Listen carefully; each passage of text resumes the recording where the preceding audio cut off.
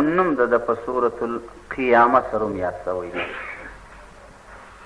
ولې بیان د ورځې د قیامت پروردګار جل جلاله پکښې کوي چې یوه جمله د انسانانو حق تعالی جل جلاله د جهنم دپاره بیانوي چې دا شر د خلکو دي هغه بد د خلکو دي حق تعالی وایي جزا د دوی به جهنم یي خالدین فیها ابدا دوی به ابد الابد خدا مو دې وساتي پکښې وجه عالم و دوی سره راټول شوله په تورات کې چې د محمد رسول الله صلی الله علیه وسلم صفتونه وه د هغه شمائل الترمیزیه بولي د حدیثو په کتابو کې یو کتاب دی دا شمائل بیا یو رساله ده په دې کې یې ټوله خلقت و خلقت د محمد رسول الله راخستی دي چې داسې سترګې وې داسې تندی و داسې غاښونه وه داسې د مخ چمړه وه داسې د مخ اندازه وه اوږدوالی یې دوغنده و پسور یې دوغنده و چې خندله بیا په دغه شکل و تګ یې دا ډول و ګوتې یې داسې وې بندونه یې داسې وه نوکان یې داسې وه اډونه یې داسې وه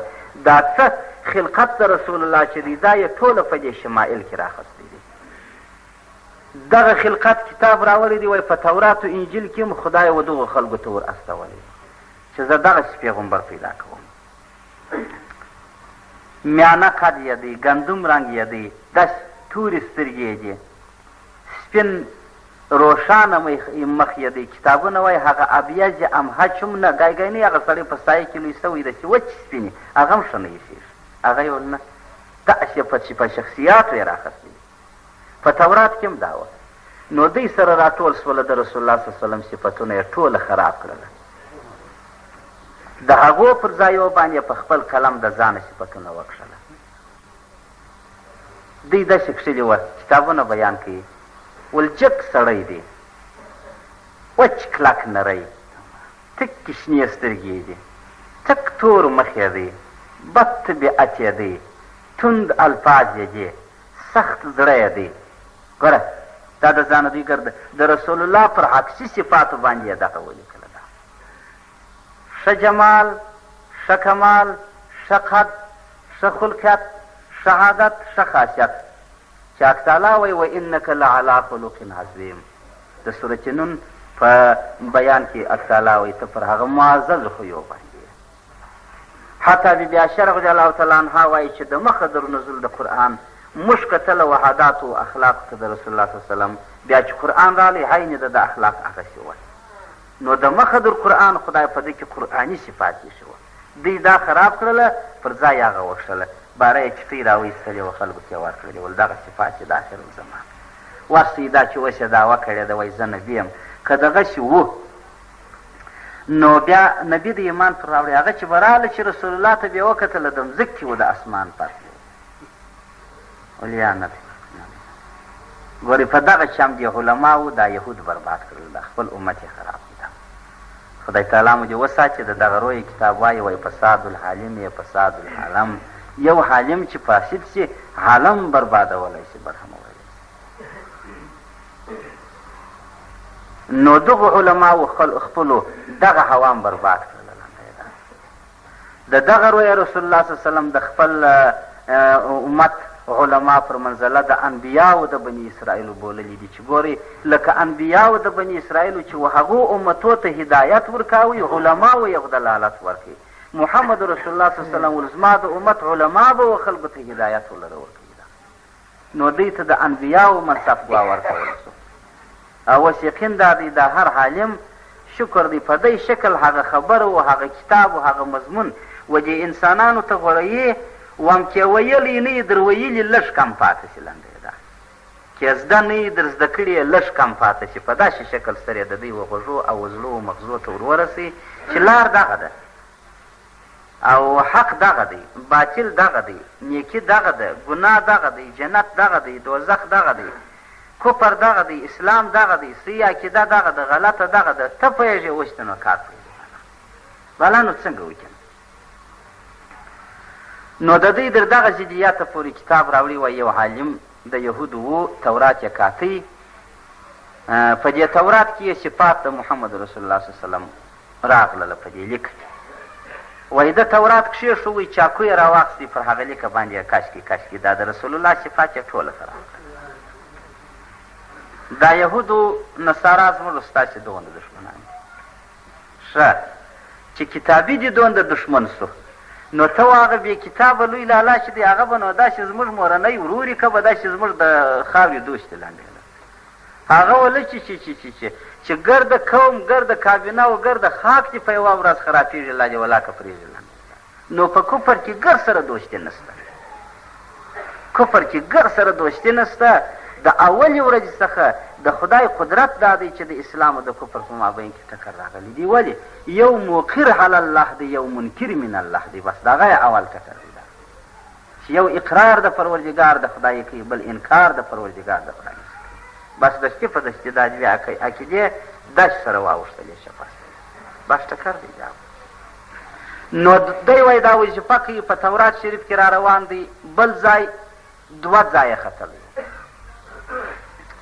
بیا یې وایي شاکو باندې راوکښي، بیا یې صفتونه د رسول الله خراب کړل. کتاب راوړي دي، وایي وظیفه یې کوله په دې تورات شریف کې 1.5 سل سورته، ډېر غټ کتاب و تورات، د دې قرآن غټ و، از روی جسد و بدن. 3 ځایه بل ځای پیدا کړ، څه کوي خو تورات ګرد پکر لري، بیا یې دا پسې خراب کړل. خو کتاب داسې بیان کوي چې در 7 ځایو پورې تقریبا ورسېدی چې پروردګار صفتونه د محمد رسول الله صلی الله علیه وسلم په دې تورات کې نازله کړي وه، دی ورته جوړېدلی دي خراب. آخر و یو آواز باندې وکړه سو چې ای ظالمه، که چیرې د تورات نص څخه دا صفتونه د محمد رسول الله خراب کړي، پروردګار قدرت پر دې لري چې د مځکې و د اسمان پر مخ دې درته وکاږي، د مځکې پر مخ دې وکاږي، د اسمان پر مخ دې وکاږي. حتی په کتاب کې داسې راوړي دي، و یو مایګر و مایان یې نیوله، همیشه به د په تور کې دا مایان چې و یو ماهی به داسې پکښې کې و چې سر درنو که به دا پر نوشته و چې لا اله الا الله محمد رسول الله. د رسول الله صلی الله علیه وسلم دغسې معجزه وه. نو کتاب راوړي دي، وایي دا اواز چې دی یهودي واورېدی، په زړه کې یو هیبت ورو پیدا سو. نو یې دا قصد وکړي چې زه به په خپله ځم د دغه رسول د دغه پیغمبر دیدار به کوم، چې دا څنګه رسول دی چې دومره حکمت پکښې کې دی او دومره معجزه یې ده او داسې کرامت یې دی، دا به وینم. خو کار نه سره ورسېدی. کتاب داسې بیان کوي، وایي هغه وخت د کار سره ورسېدی چې محمد رسول الله صلی الله علیه وسلم وفات سو برسره. نو د کار سره سم سو چې نن به ځم سبا به ځم. بالا دغه و چې پر آس باندې راسپور سو، مخ پر مدینه منوره باندې را روان سو. ورځې دغه ورځې وې چې د رسول الله صلی الله علیه وسلم د دفن 3مه ورځ ووایي، د دفن 3مه ورځ. نو دغه د مدینې منورې ته راولي دی. په دا ورځ کې نو داسې غم و خواشیني ده چې صحابه کرام ټوله په مسجد کې پریشانه ناست. نو دی دغه و چې څنګه په کوڅو د مدینې راکښېوتی، حضرت سلمان فارسي رضی الله تعالی عنه ډېر قد بلنده او یو ډېر ښایسته یو حسین صحابي و. وایي دا د مسجد څخه وتلی و، په دې کوڅو کې د مدینې منورې روان و، شرط یې واهی چې پر دې لار خو به محمد رسول الله تللی او په دې ځای کې به رسول الله کښېنستلی، پر دې ځای به یې ملاقات کړی، یعنې د دې وچې مځکې سره دی ګډ بلنده.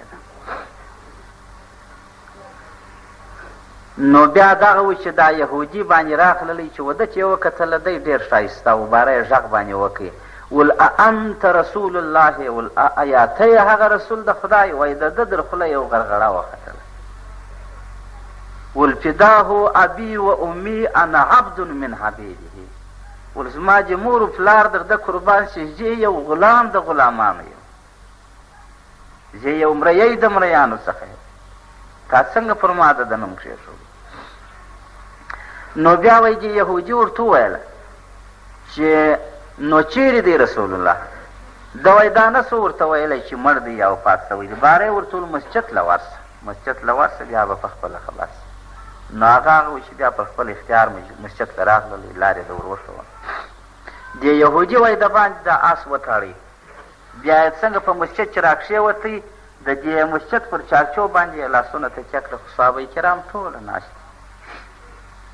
باره یې غږ وکړي د یهودي، ول من فیکم محمد رسول الله، ول پته چې کم یو دی محمد رسول الله؟ کتاب راوړي دي وایي بعضې چې د رسول الله صلی الله علیه وسلم د مرګ اواز یې اورېدلی و. بعضې لیونیان سوه صحابه چې بیا در مرګه نه سوه فرصت. بعضې وایي په سترګو ړنجان سوه در مرګه نه سوه جوړ. بعضې وایي په پښو شوټان سوه در مرګه نه سوه ولاړ بیا. داسې غم زور باندې وکړي. بعضې بېهوشان سوله چې بیا پر صد نه سوله. بعضې وایي په غوږو کڼیان یا په ژبو ګونګیان سوله چې بیا یې هېڅ ونه ویل. دغه نوع عشق محمدي و چې د صحابه کرامو په بدن کې دغه شانې تاثیرات پراته وه. نو دې سړي چې غږ وکړي د صحابه په بدنو کې ځګیروی پیدا سو. بیا ورته وویله چې ته څوک یې چې پر موږ باندې غم د رسول الله نه وی کوې. ده دا قصه ورته وکړله چې زه دغه شانې د یهودو حالم یم، داسې ما معجزه لیدلې ده، داسې ما په شاله او غیبانه پوره ورسره کړې ده. اوس غواړم چې زه د ده سره ملاقات وکړم، زه د ده سره دیدار وکړم. دوی باره ورته ویله ول ته کم نصیبی انسان یې، تا چې هغه وخت اراده کړې وه نو دا وخت رالی چې دی وفات سوی دی، د دنیا څخه انتقال سوی. نو بیا ابوبکر صدیق صاحب مشر د صحابه و، هغه راولاړ سو د ده سره ملاقات وکړي. ده وایي خواست ورته وکړي چې زما سره که ښه کوئ ناامیده مې مه جوابوئ، ما ته د رسول الله صلی الله علیه وسلم یو پاته شی راښکاره کړي، یا د ده یو جامه، یا د ده یو چوخه، یا د ده یو لباس چې د ده د بدن مبارکه سره مشتي، ما ته هغه لباس راښکاره کړي. نو بیا وایي هغه د دې جامې و جوړې شوې، هغه د بیبي عایشې رضی الله تعالی عنها او د بیبي فاطمې رضی الله تعالی عنها په کورو کې پرتې وې، هېچ چا اقدام نه سو کولی. بیا حضرت علي صاحب راولاړ سو، دوی چې ویله چې زه به دا کار وکړمه.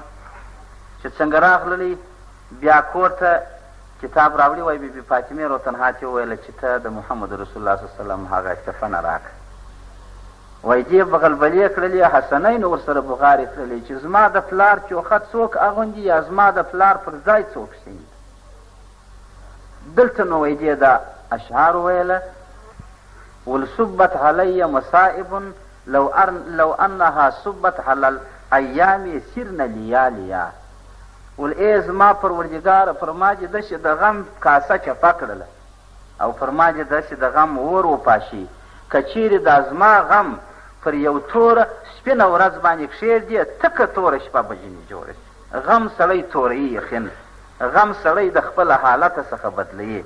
هغه ښه نازک سپین روښانه مخ د انسان خدا مو دې وساتي چې د غم او د مصیباتو په کور کې ولویږي، تک تورې کې بیا توره ولوي. نو بیا وایي هغه جامه حضرت علي صاحب د بیبي فاطمې رضی الله عنها د کوره څخه د دې او د حسنینو په غلبلو راویستله ده.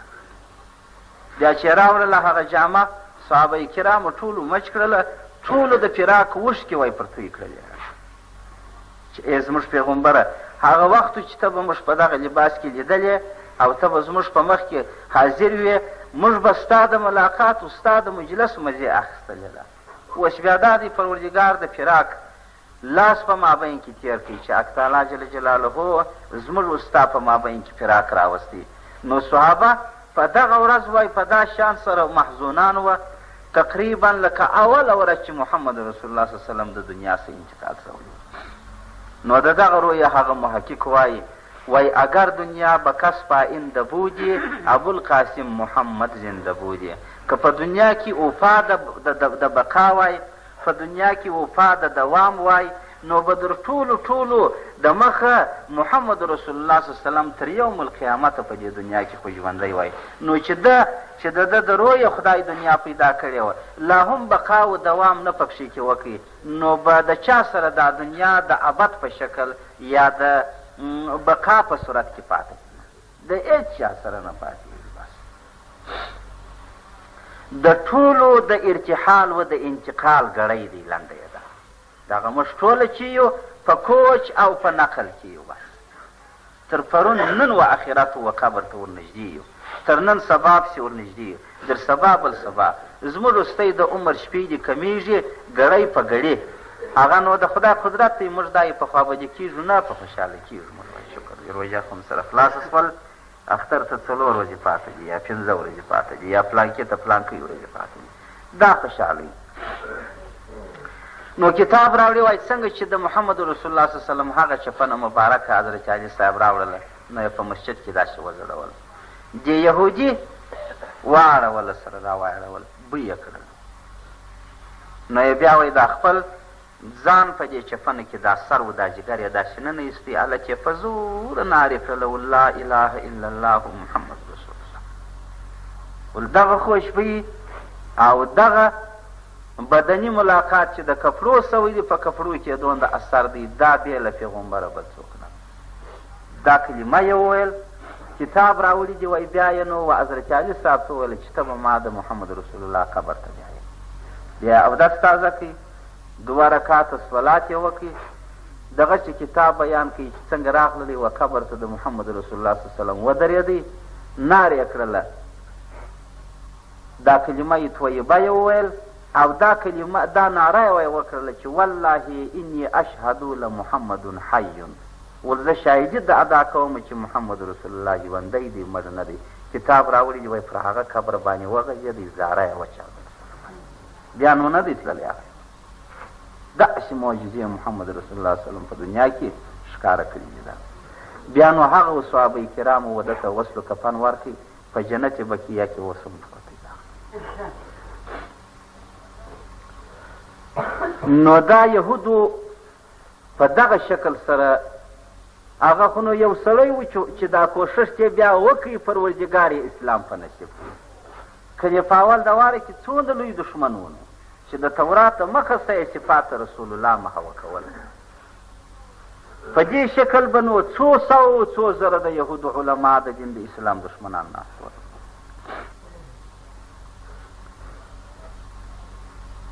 نو اکر الله جل جلاله دې موږ تاسې و نورو مسلمانانو ته توفیق راکړي زموږ د دین دښمنان چې حقیقت چې بیخي ډېر دي بې شمېر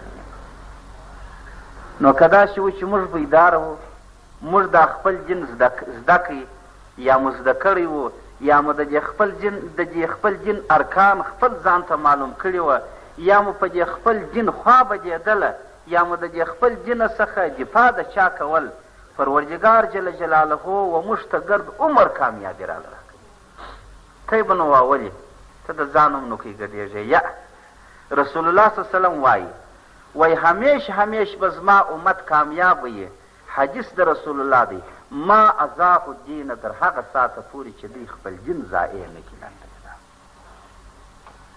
چې خپل دین ضایع نه کړي رسول الله صلی الله علیه وسلم ول زما د امت مجاهد چې ولاړ شي د کفارو سره جنګ کوي پر خپل دین باندې ول د پروردګار جل جلاله د خوا د اسمانو ملایکو ته قومنده ورکړل کېږي چې یا ایها الملکه اقتلوا الکفره ای ټولویو د ملایکو ورسئ په دغه صفو کې ودرېږئ هغه فوجونه د کفارو ور مړه کړئ ور ماته کړئ چې دین ضایع نه کړي که دین زموږ څه ضایع سو یا پر پیسو یا پر قومو یا پر راحتو یا پر سازو یا پر باجو یا پر خپلو خواهشاتو شهوتو نفسو پر دې کارو باندې زموږ ته دین ضایع سو نو څنګه کېږي نو رسول الله صلی الله علیه وسلم زما امت بیا ناکام دی د پروردګار د خوا د اسمانو ملایکو ته وایي چې ورسئ ای ملایکو تاسې و دې کفارو ته ووایاست یا ایتها الکفره اقتلوا الفجره ای کافرانو وژنئ دا فاجران وژنئ دا امت د رسول الله په نامه د فاجرانو ورته یادوي پاک خدای مو دې وساتي بیا نو د کافر زور د کافر توره په دې اسلام کې چلیږي مسلمانان هېڅ نه شي ویلی بیا د کافر روب د ده په زړه کې ور پیدا کېږي یو دولت د یوه کافره بیریږي نه شي ښورېدلی او بل دا بله څه بیریږي هر یو چې هر چا ته نږدې هغه د کافر د ستوري لاندې پروت دی بس شمار باندې راخېږدلی دا ولې کنی اسلام خو یو د اټم بم دی چې په دنیا کې چاودل سوی دی د دنیا کفر یې شاته کړی دی هېڅ څوک یې واک نه لري رسول الله الاسلام عالی ولا یعلا والاسلام یو بلند و ځلنده جن دی پر ده باندې د هېڅ چا طاقت نشي بالا کېدلی نو دا ولې دا معلومه ده چې دلته د اسلام ضایع کېدل او د اسلام کمزوري کېدل زموږ په سبب سره پیښه ده چې زموږ خوا نه ده په باندې هر څوک چې هر څه په دې اسلام کې کوي زه زما د بلا ابل وای زیات څه کوم ابل وای زیات څه کوم په دې زیات څه کوم چې د ګوردو کار خراب سو د ګوردو کار خراب سو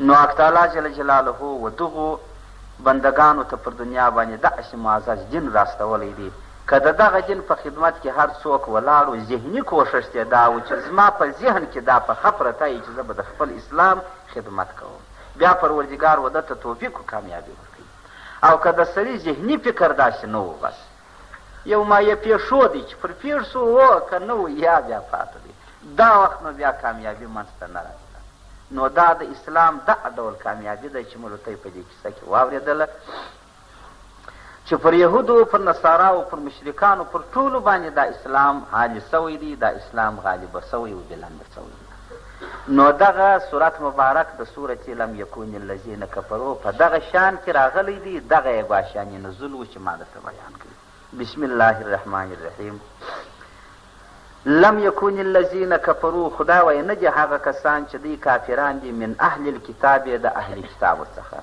کفار په دې سوله چې قرآن ناسخ د ټولو کتابو و دوی نه و معنی لاندې ده لم یکون الذین کفروا نه دي هغه کسان چې دوی کفار سوي دي من اهل کتاب د اهل کتابو څخه والمشرکین او د مشرکانو څخه هغه کفار مشرکان یا کفار اهل کتاب خدا وایي نه دي څنګه منفکین جلا کېدونکي د دې خپله کفر څخه نه پرېږدي او چیرې پرېږدي حتی در هغه ساعته پورې تأتیهم البینه چې راځي و دوی ته واضح دلایل یقین دا دی د یو کافر په دولت کې به نه اخبار راوړي نه به راډیو راوړي نه به ته یې په زندګي اورېدلی شي یو مظاهره وسوله چې اسلام زنده باد ګوره یو خو مسلمانان یې هلته چې وکړي هغه خو جلا خبره یا چې خود یې شنه کفار دي مرزاده او پدرزاده دي کافر یې دی دې بیرغ پورته کړي چې وایي اسلام زنده باد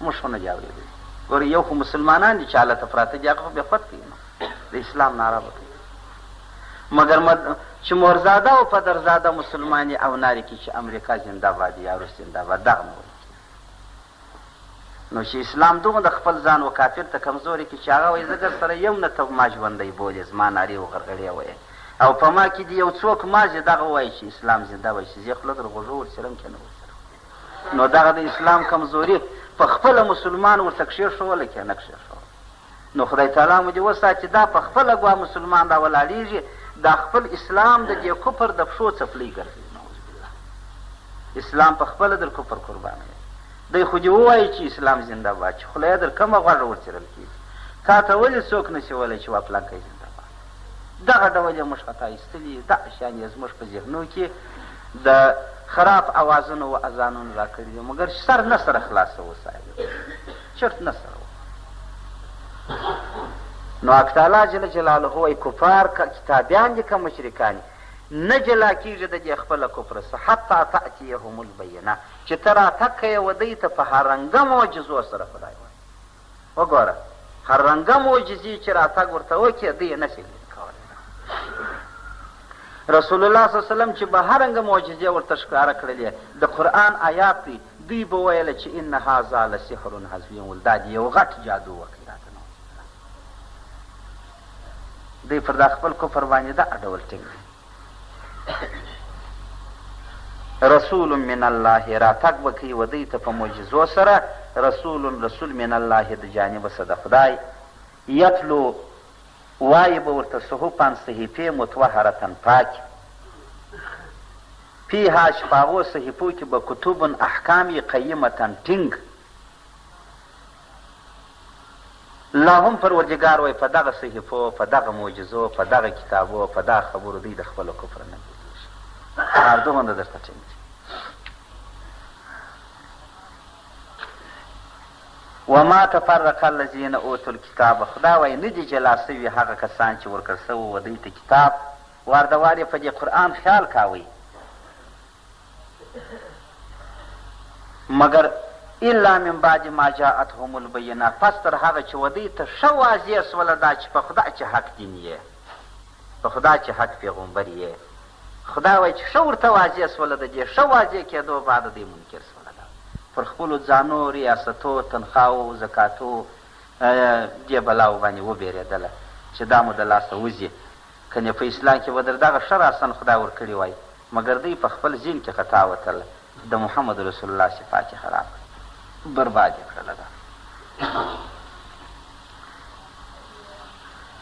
ولې وجې امت ته پروردګار جل جلاله په یو ډېر عزتي ناز سره کتلي دي. په یو حدیث کې راغلي چې نبي علیه الصلاة والسلام مبارک ویله چې ان من اشراط الساعة ول د شرایطو څخه د ورځې د قیامت زما په امت کې اماتة الصلات بربادېدل د نمنځو دي. یوه نښانه د قیامت په امت کې د رسول الله دا ده چې د نمنځو سره به خلک نهایت کې بې باکي کوي. دا یو. دوهم و اتباع الشهوات والپیروي به د خپلو خواهشاتو کوي. د چا په کول به نه کوي چې خپل زړه یې ورته وویل هغه یې د راشا خوښه ده. او وان تکون الامراء خونة والوزراء فسقة، بل یو دا دی چې امیران مشران بیا ټول خائنان یې، معاونان بیا فاسقان خلک یې. ته یو څو ګورې رشته هم دا دی چې پر سر د اقتدار راځي څوک یې چې کمیټې جوړې کړي د هغو غړي ودروي څوک یې هغه چې هغه دغه خبره ده چې په څلور مذهب ناروا یې هغه درته ودروي. داسې درته جوړ کړي ده. رسول الله ول دا د قیامت نښانې دي. دا وای په وسه به سلمان حضرت سلمان صاحب ولاړ سول یا رسول الله داسې وخت هم پر خلکو ول راځي موږ رایې پکې ناست دته یو تعجب یې شېدله ول داسې وخت به هم راځي پر خلکو باندې وا چې د نمانځه به بې باکه یي، اتباع به د شهواتو یي، مشران به خاینان یي، معاونان به فاسقان یي. ول داسې به هم یې. رسول الله ورته ول نعم یا سلمان. ول و سلمانه دا کېدونکی. نو بیا وایي ده پوښتنه ځینې وکړه چې یا رسول الله په دغه وخت کې به نو د انسانانو زندګي څنګه یي؟ رسول الله صلی الله علیه وسلم ورته ول عندها یذوب قلب المؤمن کما یذوب الملح فی الماء. ول د نیکانو خلکو زړونه به داسې سوځل کېږي پر دې نورو باندې داسې به ویلېږي لکه د مرګې خټۍ چې اوبو ته ور واچوې څنګه پکې ویلې شي داسې بې زړه در سره ووي. ګر هغه در خبر لا ولا کړی ستا څونه وسیله فرماده مګر ولا یستطیع ان یغیر. رسول الله ول طاقت به نو نه لري چې دا خلک د دې کاره څه بدل کړي او خلک نو کم یو سړی د خپله فکره بدلولی شي. راسې موږ ته یې په ګریوان کې سره وګورو هر څوک چې په کومه پاټۍ و ټولۍ و رونق و رویه کې روان دی دا سل نه زر کسه چې خپل نفس پر وکاږي د یوه په خوله نه کېږي. ستا مغزه وایي اوبو ولیدي کاکا ته لیونی سوی. رسول الله صلی الله علیه وسلم دا شاهدي ادا کړې ده. ول قدرت د بدلېدو به نو نه لري. بیا وایي سلمان صاحب سبحان الله او یکون ذلک یا رسول الله دغسې زندگی پر خلکو باندې راځي. رسول الله ته ورته وایي نعم یا سلمان. و سلمان ول دا کېږي. ان اذل الناس یومئذ المؤمن، ذلیل و خوار به په دې ټولو خلکو کې هغه ایمانداره انسان یې په دی څونه چې ایماندار یې هغه به د غونده په دی کې خواروزار یې لنډوي. نه بیا څوک پوښتي نه بیا څوک کلویږي نه بیا څوک صلاح ورسره کوي. هسې یې لکه وایي د دې د خولې څخه ډوډۍ څڅېږي دا بې زبانه څوک څه کوي. هغه ایمانداره به په دی کې هغه خواروزار یې. یمشي بین اظهورهم بالمخافه، دی خوارکی به زندگی د دې نورو په مابین کې په بیره و په وام سره کوي. ان تکلم اکلوه و ان سکت مات بغیره، که خوله په شي پورې کې دی بیریږي پر دې باندې چې وژني یې بس. رشته هم دی ځایونه ستا چې سړی هغه حق و حقیقت پر لاس ورکړي د ژوند څه کوله کوي. نو خدای تعالی موږ وساتي، خدای دې فضل وکړي د اخرې زمانې نښانې یو چې حقیقت کې واخواته نو خدای ته معلومه ده که لږ وخت پاته و که ډېر وخت پاته.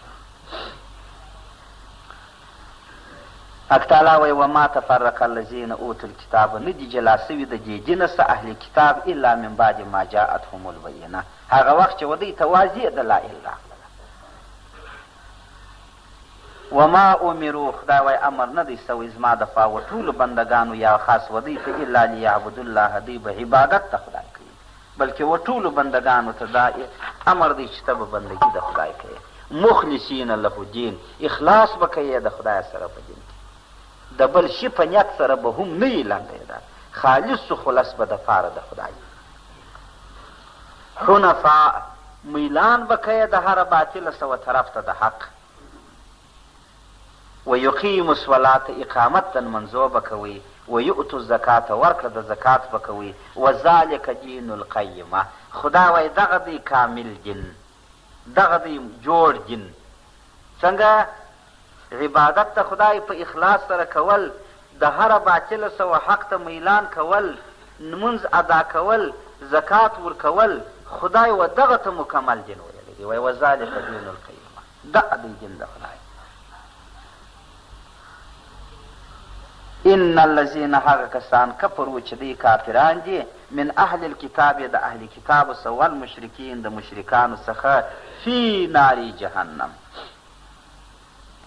دوی دي په اور کې د جهنم، خالدین فیها چې دوی به یې په هغه اور کې، اولئک هم شر البریه. پروردګار وایي دا هغه بدترین د انسانانو دي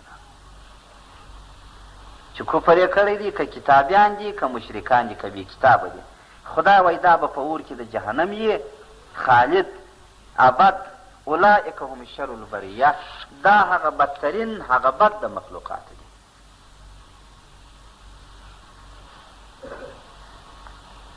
کتاب راوړي دي هغه خو نه بل صورت نه ورسره ځایږي.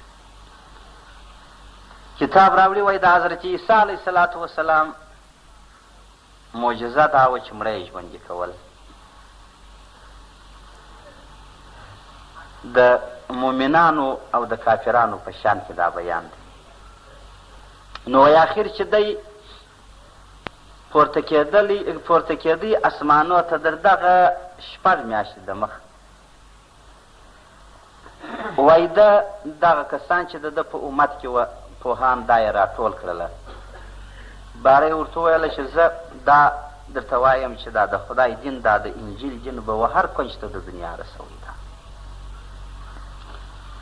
نو بیا وایي هغه ورته وویله چې موږ خو په دې ژبو نه پوهېږو. بیا وایي د پروردګار ته خواست وکړئ، کتاب دغسې راوړي دي. وایي حضرت جبرایل علیه الصلاة وسلام یو بوتل د اوبو ورله راوړي. بیا یې دوی ته وویله چې هرې علاقې ته چې سړی لېږي هغه دې غوړپ چینې کوي. د پروردګار دا حکمت دی چې په دغه اوبو کې د هرې ژبې تخم ایښی دی، هغه ژبه بې زده کېږي. انا یو بیا جرمني ته لېږئ، فرض ته غوړپ یې وکړئ، جرمني ژبه بیا داسې ویله لکه مورنۍ ژبه. بل بیا مثلا د خبرې امریکا ته لېږئ، امریکایي ژبه بیا داسې ویله. خو د خدای دغسې عظیم الشانه قدرت دی چې په یوه بدن کې خدای د مختلفو ژبو تخم جوړولی شي. لکه په یوه اوبو کې دا د مختلف تخمونه شنه کېږي، په یوه باغ کې څو رنګه میوې پروردګار پیدا کړي. نو کتاب راوړي وایي د دغه علاقې ته چې دا د نجران علاقه وه، بیا نو دغه و چې حضرت عیسی علیه الصلاة وسلام 2 کسه ورله راواستول. دغه 2 کسان چې راغلله وار د واره، په صورت یاسین شریف کې هم دا بیان دی. حبیب نجار یبالی دا د دې 2 کسانو په مخه ورغلی. ده وایي څه میږي درلودلې، د باندې یې ګرځولې. دا 2 کسان ناولاده ورغلل. بیا د دوی سره ملاقات سو، پوښتنې یې ورسره وکړې چې څنګه راغلي یاست؟ دا ښار د کفر دی، دا دولت د کفر دی، دا ځای د کفر دی. تاسې څنګه را روان یاست؟ بې ویزې بې پاسپورټه. دوی ورته زموږ سره داسې یو دیني پاسپورټ شته چې هغه دعوت الله ورکوو، د یوه خدای و عبادت و بندګۍ ته یې رابولو، او د عیسی علیه السلام او د انجیل حقیقت یې رابولو. موږ د دغه دپاره راغلو. نو دغه حبیب نجار کتاب راوړي دي، وایي مسلمان و. بعضې وایي یا الله نه و مسلمان، په کور کې یو شوټ زوی درلودی. بعضې وایي یا په سترګو ړوند و چې ګر سره دا د سترګو غالبان لا نه وه. پروردګار دغسې انسانان په وخت کې د عیسی علیه السلام پیدا کول. اوس هم کتاب دا راوړي دي، وایي په آخر الزمان کې چې د ده د راکښته کېدو وخت چې په دې امت کې به لا علاج رنځونه پیدا کېده. د خدای تعالی مو دې وساتي دا د سرطان دانې یا نور دی رنځونه چې ډاکټران علاج نه کوي، دا هم یو نښانه د راتګ د عیسی علیه السلام. ولې د ده په وخت کې دغسې لا علاج رنځونه خدای پیدا کولی، بیا به د ده په معجزه جوړېدله. دا هم یو نښانه کېدی. نو دغو دوه کسانو چې وویل چې زه ستاسو سره دا شرط تړم که چېرې داسې وي چې تاسې تجربه در کوم پر هغه تجربه صحیح ولاړاست نو بیا زه ستاسې بالکل کومک کوم. نو کتاب راوړي دي وایي بالا یې دی راوستله کور ته بیا یې نو خیر هغه ړوند موزاده ودرول. خو د عیسی علیه السلام معجزه وګرځوله. دوی ته هم پروردګار دغه ورکړې وه باره یې په دې سترګو کې دا ګوتې دی ور دی که غاړې یې جوړې کړلې بیا بانوګانو جګمې د خټو دا ور جوړې کړې دا مردکې یې د خټو دا جوړې کړې دا یې دلته کښېښولې بس هغه اسم اعظم د پروردګار چې د دوی زده وکړي ویې وایه پر څه یې روغې رمې سترګې شول اډو پوست چې مې جوړ شو نو یې دا یقین شو چې دا حق خلک دي استازي و رسولان د خدای دي یا د خدای د رسول دي. خو خیر کتاب راوړي وایي په کراره سره دا دوه کسان چې وه خلک یې و اسلام ته رابولله دا ګوډانو شوټانو رنجان یې جوړوله. نو یو څه زمانه چې وسوله خورا یو لوړ ډله یې پیدا کړله. کتاب راوړي دي وایي باچا صاحب په خبر سو فکر یې وکړي چې دا خلک انقلاب را باندې راولي دواړه یې زوت کړله ویې نیوله جیل کې وغورځوله. دلته و عیسی علیه صلات وسلام ته د دې دولت آواز ورسېدی چې داسې یې د دوو استازو سره کړي دي چې جیل کې واچوله. عیسی علیه صلات وسلام دریم نفر باندې راواستاوه. هغه دریم نفر چې داسې وویل چې نه به ځان د هغو سره اګاه کوې نه به په دوی اګاه کوې په یو شکل د شکلو به ځان ته دغه مقام رسوي. هغه راغللی د خدای تعالی قدرت و یار په مزدري پر باډر باندې مزدور و ها په کراره په دا نږدې ښار کې پسې ونیول ویې کتاب داسې بیان کوي و یو ذهین انسان و اخر یې د دې خپله کماله سه و داسې قدرت یو منشي د دفتر جوړ بیا د هغه منشیتوبه سه یې کرار وهله بیا یو رتبې ته پورته سو د هغسې یې وهله خو کتاب دا اورېدي وایي د ډېره کماله قدرته څخه د ده څخه معاون د باچا جوړ سو یو غړی سو. نو بعد هغې څخه د باچا څوک وایي زوی یې و څوک وایي وراره یې و دا مړ سو. چې مړ سو بعد هغې څخه یې ډېر په پریشانه و. دې سړي ورته وویله چې سړی باچا صاحب که ستا اختیار یې زه دا مړی بس پرې ژوندی کولی شم. ده وویل ته څنګه ژوندی کوې ساه لرې بله د ځانه سره یو بل بوتل ګرځوې. ده ورته ویل یا ما داسې اورېدلي دي چې هغه دوه کسان چې داسې راغلي وه دې دولت لره هغو وایي مړي هم ژوندي کولی سوله رنجان هم جوړولی سوله ګوډان هم پورته کولی شوټان هم پورته کولی سول. که ستا اجازه یې راوبې غواړو خپل مړی به په ژوندی کړو نو مرغان خو نه دي چې راسه والوځي بیا که دې جیل تاسو ته ول جیل کې ور واچوه. ده ویل وایي باچا صاحب ویل ووله چې دا خو دا اوازه ما واورېدله خلک ما و جیل ته ور بندیان دي در ووسله ول زما هیر دي که سره د باچیانو خو دغسې فکرونه زما هیر دي ول دا دی دومره د طوفان سره. نو کتاب راوړي وایي په دغه وخت کې چې څنګه دوی دوه یې راوغوښتله چې راتلله دوی سره پېژندله وایي ده په هغه خپله عیسایي ژبه سره و دې خلکو ته ویله چې زما سره د معرفت رقم مه کوئ. هغه یې پوه کړله ویني چې ده ورته ویل زما سره د شناخت رقم مه کوئ. ما ځان په یو اویسته را رسولی دی او تی مې داسې د جیله اوس راپورته کړله. خو هغه هم راله هلته کښېنستله. باچا صاحب چې ویل خیر دی څنګه وکړو باچا صاحب ورته ویل خو دا مړ یې کړو. نو کتاب راوړي وایي بیا دې ورته وویله چې موږ څنګه ګرفتاره سول وار د واره زموږ په کوم اطراف په کومه ضرر په کومه واقعه په کوم تاوان ته وپوهېدلې. خیر خو باچا معافي ځینې وغوښتل. نو کتاب راوړي وایي دغه مړي ته دی لاس پورته کوي. باچا صاحب ته دی وایي باچا صاحب که دې اجازه یې موږ ته به مو سره پورته کړو. باچا ویل بیخي مې اجازه دی ډېر طوفان سړی و خصوصي ملګری د حضرت عیسی علیه السلام. دې دوه دعا شروع کړله دی امین په شروع کوي ویې وهل اخر چې پر مخ باندې لاس تېراوی دا لاس یې پر دې مړه باندې تېر کړي. د پروردګار حکم و دا مړی را کښېنستی جوړ سو ژوندی سو. بس یار د باچا د څنګ ورسره کړو بیا ودې ځمکه ورته باچا ورته وایي څه کوې پره وایي پروردګار دې خپل فضل کوي چې د 500 کالو لار یې رفتار دی دوغنده فن دی د اسمان دا خدا وایي وبې وینئ چې د رنګه بتک سور یې ولې پر هر چا چې یو زحمت راسي پر هر چا چې یو تکلیف راسي په دې بڼه کې یې بدلون راسي. دا یې د بڼې بیان خدای کوي او هغه یې د بدن بیان خدای کوي. نو حق تعالی وایي فکانت وردتن کالجهان، رنګ به هم تغییر د دې اسمان، بدن به هم تغییر په شکل د یو سرو زرنو به یې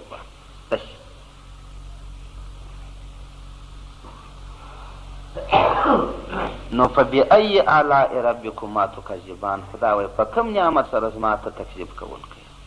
ته سوچ وکړه، ته فکر وکړه چې اسمان بدن، اسمان غوندې تن خدای زرنه جنې جوړوي، نو انسان بدن نو څه شي؟ فیومئذ لا یسأل عن ذنبه انس ولا جان. سوال نه سره کوي. د دې ترجمه 2 و 3 رقمه تفسیرو کړې ده. فیومئذ په دغه وخت کې لا یسأل سوال نه کوي عن ذنبه د ګناه څخه د هر نفس انس ولا جان، نه پیری نه انسان. ولې؟ وایي لأنهم یعرفون بسیماهم، هر څوک په خپله علامه معلومدار دی. بس نیک په نیکۍ معلومدار دی، بد په بدۍ معلومدار دی، د پوښتنې ضرورت نشته. ولې خو د هر یوه په غاړه پروردګار وایي زه والزمنا عنقه طوائره، په غاړه یې خپل عملنامه ورځړوم، هغه نښاني یې معلومداره ده. سعید شقي، نیکبخت بدبخت، مسلمان کافر، ښه بد معلومداره ده، هېڅ پوښتنې ته ضرورت نشته. دا معنا ده. او بل تفسیر داسې وایي چې لا یسألو عن ذنبه انس ولا جان، وای ګناه سوال نه کړه کېږي د ګناه څخه د نفس، د انسو د جان، که چیرې اراده وکړي د دې، که په دغه وخت کې هر څوک د هر څه اراده وکړي، دا بل په هغه خولو کې غوټه دی چې پوښتنه د ده نشي کولی، ورکه ده د هر چا. فبأي آلاء ربکما تکذبان، په کومو نعمتو سره د خدای تاسې تکذیب کوونکي یاست. یعرف المجرمون بسیماهم، حق تعالی وایي معلومدار به یې ګنهګاران په خپلو نښانو. په یو معنا د آیات کریمه ګوا تفسیر د هغه دپاره سو. یعرف المجرمون، پیژندل کېږي به ګنهګاران بسیماهم په خپلو علامو سره. فیؤخذو، حق تعالی یې علامه دا وایي فیؤخذو بالنواسی والاقدام، ته یې وینئ چې خدای به ملایکې ورته درولي، در سر و در پښو به راکشي و جهنم ته به یې ورغورځوي. لکه هغه سیلیان چې سړی موټر ته ورغورځوي، دغه ډول به خدای وایي وبې وینئ. دا فبأي آلاء ربکما تکذبان، خدای وایي په کومو نعمتو زما نامنونکي یاست. او دا به ورته ویل کېږي چې هذه جهنم التي یکذب بها المجرمون، دا هغه جهنم دی چې په دنیا کې دې نه مانئ، دا هغه جهنم دی چې په دنیا کې نه جنې بیرېدلې، دا هغه جهنم دی چې په دنیا کې دې نه و په یاد. یطوفون بینها و بین حمیم آن، ګرځېدل به کړه کېږي په مابین کې د دې اور د لمبو، دی به ګرځي و بین حمیم آن، په مابین کې د هغه ګرمو ګرمو اوبو. حق تعالی وایي کړېږي به دا انسان په مابین کې د هغه لمبو او د دې ګرمو اوبو. خالق مو دې وساتي، یار به په اور کبابېږي، بیا به په هغه نوو په زوو اوبېږي چې هغه د مخ پوستکي د مخه شوه کوي، حیا دې د لړمانه اجزا د لړمانه څخه غورځوي، داسې د انسان څخه یو توله جوړوي. حق تعالی وایي د دغه اور و د دغه ګرمو اوبو په مابین کې به د زندګي و او د ده چلاو وي. فبأي آلاء ربکما تکذبان، خدای وایي زما په کومو نعمتو سره تاسې تکذیب کوونکي یاست، نامنونکي یاست. حق تعالی مو دې وساتي. خدای دې توفیق د خیر و د نیکۍ موږ تاسې و نورو مسلمانانو ته راله راکړي. الحمدلله